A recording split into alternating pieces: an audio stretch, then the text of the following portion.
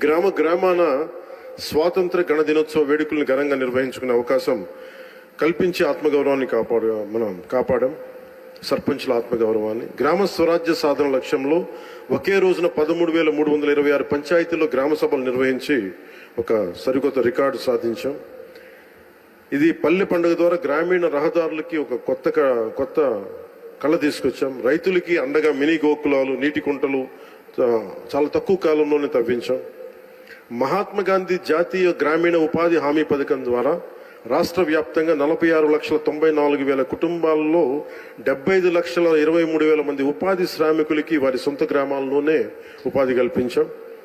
2024-2025 ఆర్థిక సంవత్సరంలో 5,10,000 కుటుంబాలకి 100 రోజులకు పని కల్పించాం. అలాగే ఈ అడవి తల్లి బాట కార్యక్రమానికి ప్రత్యేకించి గౌరవ ముఖ్యమంత్రి గారికి నా ధన్యవాదాలు తెలియజేస్తా ఉన్నాను. 70 సంవత్సరాలుగా రోడ్లు లేని ఎన్నో ఈ గిరిజన గ్రామాలకి 105 కోట్లు నిధులు అవసరమైంది. వారికి ఒకరోజు ప్రత్యేకంగా తెలియజేస్తే ఆయన దాన్ని అర్థం చేసుకుని వెంటనే దానికి సంబంధిత నిధులు రిలీజ్ చేయటం వల్ల ఈ రోజున గిరిజన గ్రామాలను అనుసంధానిస్తూ 1069 కిలోమీటర్ల రోడ్ల నిర్మాణానికి శ్రీకారం చుట్టాం. ఇందులో ప్రధానమంత్రి ఆదివాసీ న్యాయ మహా అభియాన్ పిఎం జన్మన్ పథకం ద్వారా 555.61 కోట్లతోటి 613 కిలోమీటర్ల రోడ్ల నిర్మాణం జరుగుతున్నాయి. డోలీ మోతలు లేని గిరిజన గ్రామాలు లక్ష్యంగా ముందుకు వెళ్తున్నాయి. అలాగే పర్యావరణం, అటవీ మరియు శాస్త్ర సాంకేతిక సంబంధించి ముఖ్యమంత్రి గారు మాకు ఒకటే ఆదేశం ఇచ్చారు. రాష్ట్ర విస్తీర్ణంలో 30% ఉన్న అటవీ భూమిని కనీసం మనం మనం ఈ 5 వైడ్లో అయ్యేలోపు మనం కనీసం దాన్ని 50% తీసుకెళ్ళాలి. తక్కువ 37% వెళ్ళాలి అనేది ఆదేశాలు ఇచ్చారు. ఆ విధంగా ప్రణాళికలు రూపకల్పన చేస్తున్నాం. రాష్ట్ర సరిహద్దు జిల్లాల్లో రైతులు ఏనుగుల బెడతో నానా ఇబ్బందులు పడుతూ ఉంటే ఆ సమస్య పరిష్కారానికి అంతర్రాష్ట్ర సహకారం తీసుకున్నాం. మన కర్ణాటక ప్రభుత్వం సహకారం తీసుకున్నాం. కుంకి ఏనుగులు ఇప్పుడు 4 మనకి చేరుకున్నాయి. ఇంకొక 2 త్వరలో రానున్నాయి ఆ క్యాంపుకి. ఎర్రచందనం అక్రమ రవాణాన్ని అరికట్టేందుకు కఠిన చర్యలు అమలు చేయడంతో పాటు అక్రమంగా తరలిపోతున్న ఎర్రచందనాన్ని తిరిగి తెచ్చుకునే విధంగా కర్ణాటక రాష్ట్రంతో ఒప్పందం కుదుర్చుకున్నాం. ఎకో టూరిజం అభివృద్ధికి చర్యలు చేపట్టాం. కాఫీ తోటలు ఇటీవల ప్రారంభించిన వుడెన్ బ్రిడ్జ్ కూడా ఈ కోవకి చెందుతుంది. 1,122 కోట్లతోటి నగరవన యోజన ద్వారా 61 నగరవనాల ప్రాజెక్టులని చేపడుతున్నాం. 85.63 లక్షల ద్వారా ఎకో టూరిజాన్ని అభివృద్ధి చేస్తూ రాష్ట్రంలో 48 కమ్యూనిటీ బేస్డ్ ఎకో టూరిజం కేంద్రాలని వన సమితుల ద్వారా నిర్వహించబడుతున్నాయి. జూన్ 5, 2025 మన వన మహోత్సవం సందర్భంగా కోటి మొక్కలు నాటి ట్రాకింగ్ కోసం geographical information system, management information system, quick response కోడ్లు మొదలైన యాప్లు అమలు చేశాం. అలాగే ప్రత్యేకించి సైన్స్ అండ్ టెక్నాలజీ మీద ఇప్పుడిప్పుడే దృష్టి పెడుతున్నాం. విద్యార్థులకి ప్రోత్సాహకాలు అందించే విధంగా అడుగులు వేస్తున్నాం. అలాగే నేను రిప్రజెంట్ చేసే పిఠాపురం నియోజకవర్గ ప్రజలకు ఇచ్చిన మాట మేరకు అభివృద్ధి కార్యక్రమాలు చాలా బలంగా చేపట్టాం. 388 కోట్లకు పైగా అభివృద్ధి పనులను చేపట్టాం. వచ్చే 4 ఏళ్లలో గౌరవ ప్రధానమంత్రి శ్రీ నరేంద్ర మోదీ గారి సహకారంతో, ముఖ్యమంత్రి వర్యులు శ్రీ చంద్రబాబు నాయుడు గారి సహకారంతో రాష్ట్రం మరింత ప్రగతి సాధిస్తుందని ప్రజలకి హామీ ఇస్తున్నాం. ఈ సందర్భంగా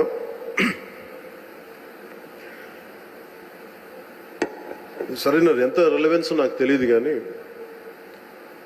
గత ప్రభుత్వ పాలకులు అధికారంలో లేకపోయినప్పటికీ కూడా, ప్రతిపక్షంలో కూడా వారికి అంత బలం లేకపోయినప్పటికీ కూడా వారి రౌడీజం కానీ, వారి అసాంఘిక విధానాలు కానీ, వారి ఎనార్కిస్ట్ అప్రోచ్ కానీ ఏమాత్రం మారలేదు.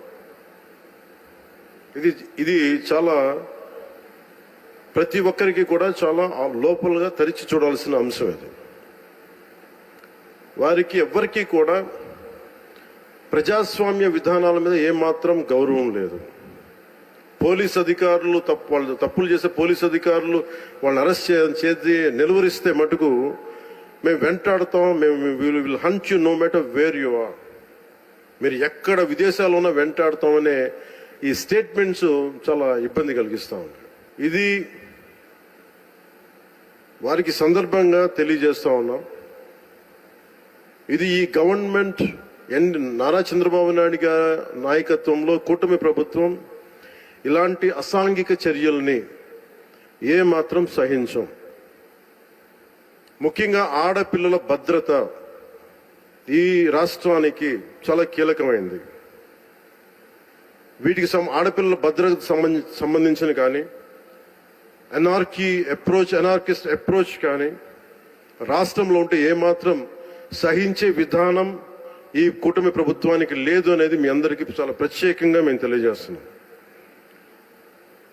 వారికి కూడా బెదిరించే వాళ్ళకి ఈ సందర్భంగా ఒకటే తెలియజేస్తున్నాం, గొంతుకులు కోస్తాం, కుత్తుకలు కోస్తాం ఇలాంటి నినాదాలకి భయపడే వాళ్ళం ఎవరూ లేము ఇక్కడ. అలాంటివన్నీ చూసే మిమ్మల్ని మీలాంటి వాళ్ళని ఎదుర్కొని ఇక్కడ దాకా వచ్చాం. ఇలాంటి పిచ్చి బెదిరింపులు కానీ పనికి మాలిన బెదిరింపులు కానీ దయచేసి చేయకండి. తాటాక చప్పులకి ఇక్కడ ఎవరు భయపడేవారు లేరు. ఇంకా సంస్కారం ఉంది కాబట్టి, మాట మీద గౌరవం ఉంది కాబట్టి ఇంకా చాలా పద్ధతిగా మాట్లాడుతున్నాం.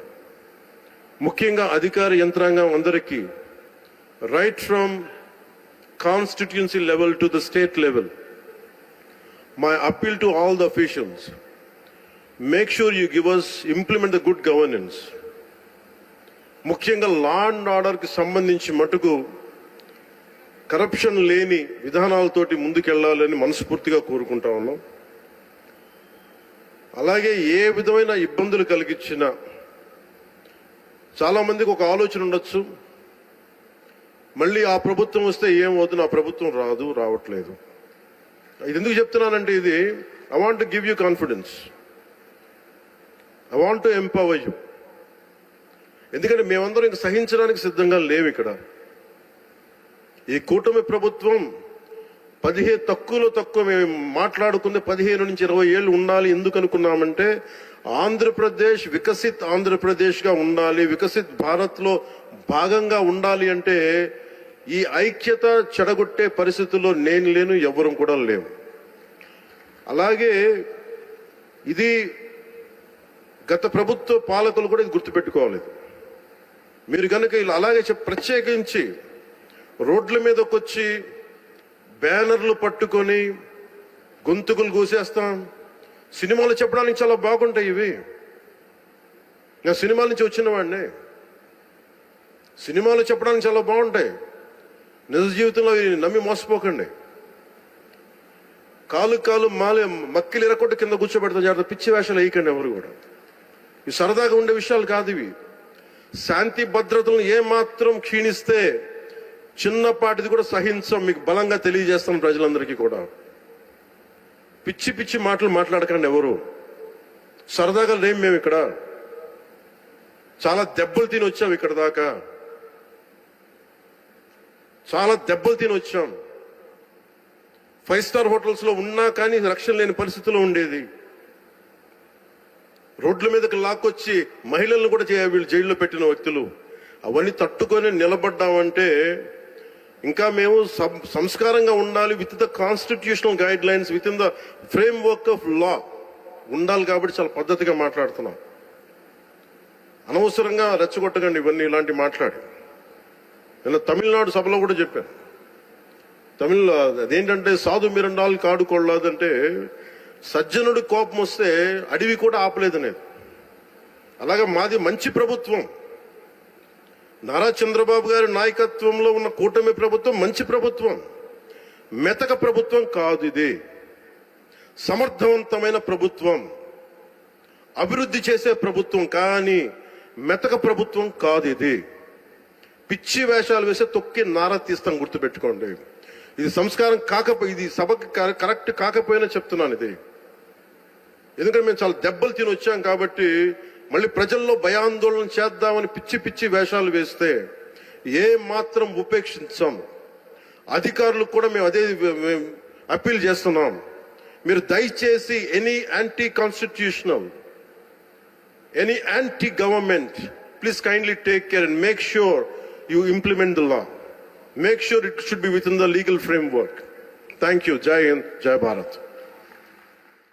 చూసారు కదండి. మరి ఈ వీడియో కనుక మీకు నచ్చినట్లయితే ఒక లైక్ కొట్టేసి మీ అభిప్రాయాన్ని కూడా కామెంట్ బాక్స్లో తెలియజేస్తూ ఇలాంటి ఇంట్రెస్టింగ్ అప్డేట్స్ కోసం మా ఛానల్ని సబ్స్క్రైబ్ చేసుకోండి.